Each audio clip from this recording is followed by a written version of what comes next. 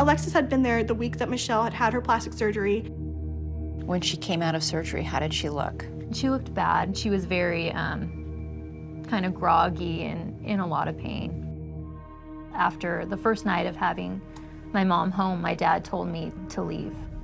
He said, I'll take care of her medicines tonight. You say that the next morning when you saw your mom, she was heavily medicated. She was completely sedated and out of it. And I went right to my dad, and he said, oh, I think I gave her too much. And he said, oh, your mother threw up, so then I gave her more medicine. I said, Dad, don't give her any more medicine. I'm gonna take over. And at that time, she had a little eye patch on, so she couldn't see, what he was giving her. And she said, Alexis, your dad, he just kept giving me medicines.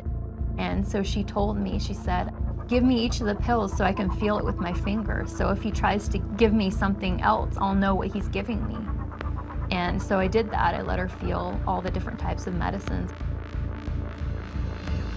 One night while Alexis was washing Michele's hair, Michele all of a sudden drops a bombshell. She started to cry. She said, if anything happens to me, make sure it wasn't your dad. And I said, Mom, I kind of got upset. The night before Alexis went back to medical school, Alexis said her mom looked great. She looked happy, she was recovering. And so it was fine to get back on an airplane and go back to medical school. They dropped me off at the airport. I just remember looking back and seeing my mom and waving.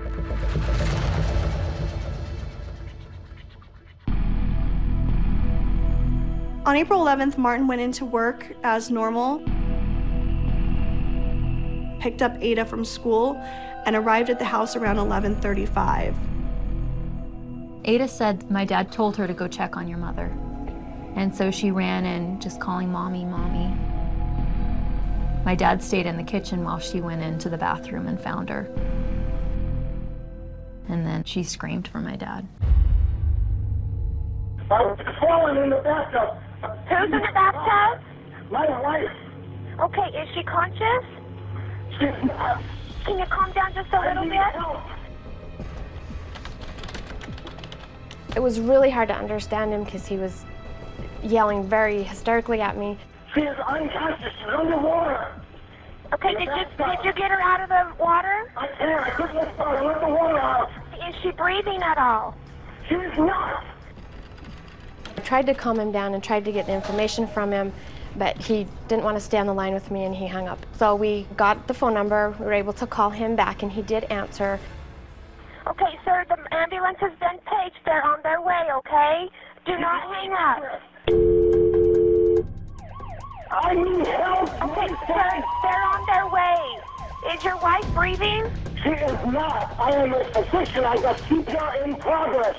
He yelled, I am a physician, I have initiated CPR, and disconnected the phone call again.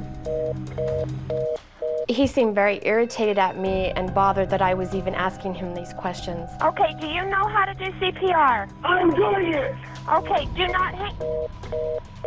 It was about 11:48 a.m. or so. I got a medical call.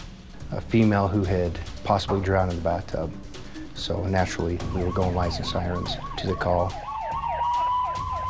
He couldn't lift her out of the tub, so he said that he had Ada run next to the neighbors to get help.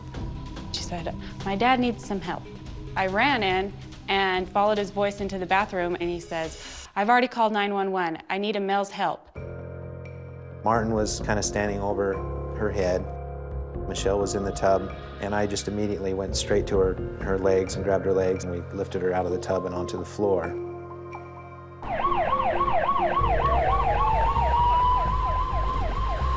We went into the bathroom and observed two male individuals performing CPR on a female victim.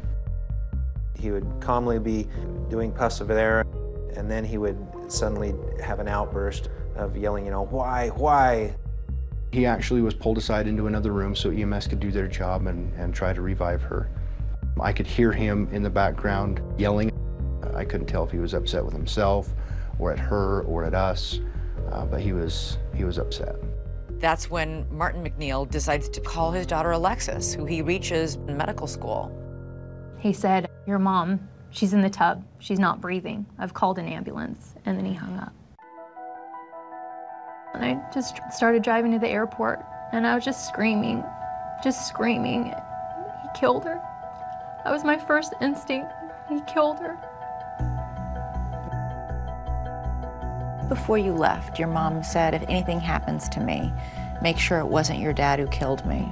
My dad had no idea that my mom had confided in me. And I knew I was the only one that knew this, so I needed to start figuring out what had happened and protect the rest of my family, because my dad was a killer.